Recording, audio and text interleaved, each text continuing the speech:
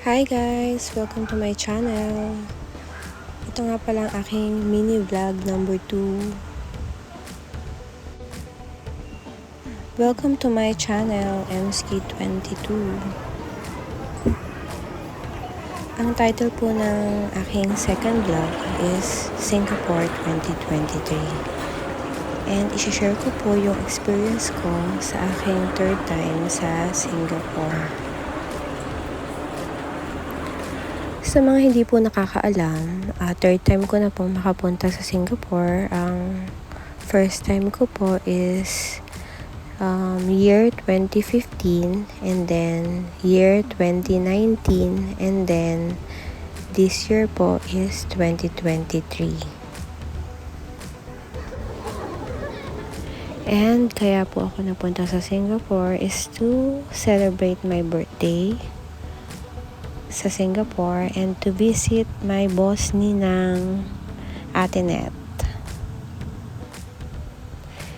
Actually, end ng November-December 2022, sale ang ticket ng Singapore ng Cebu Pacific. Hindi ako agad bumili ng ticket kasi nagdadalawang isip ako kasi at that time, nakabook na kami ng Hong Kong and Macau. That's why, hindi ako agad kumuha ng ticket.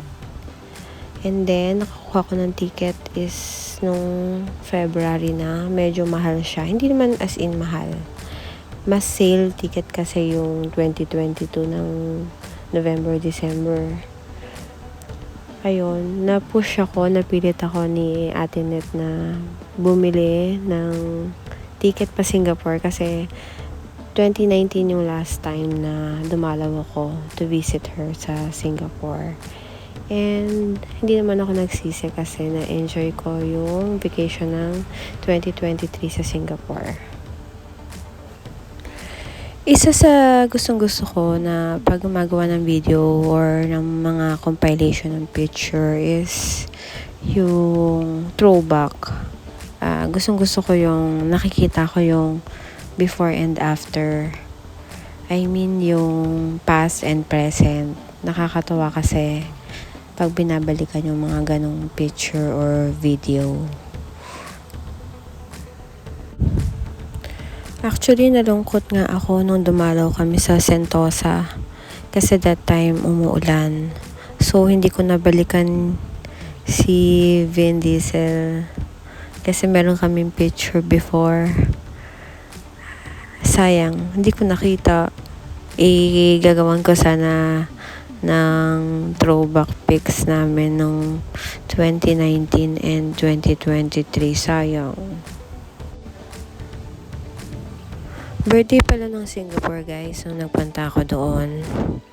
And enjoy pa rin naman kahit umuulan. Guys, pagpasensya nyo na ang aking mahina at malamyang boses. This is for personal use only lang naman. Pero thank you pa rin for watching. Actually, meron pa akong part 2 ng aking Singapore 2023. Medyo tinatamad na ako kaya ayoko nung mag-edit. So, sana supportahan nyo ang aking part 2 ng Singapore 2023. Thank you.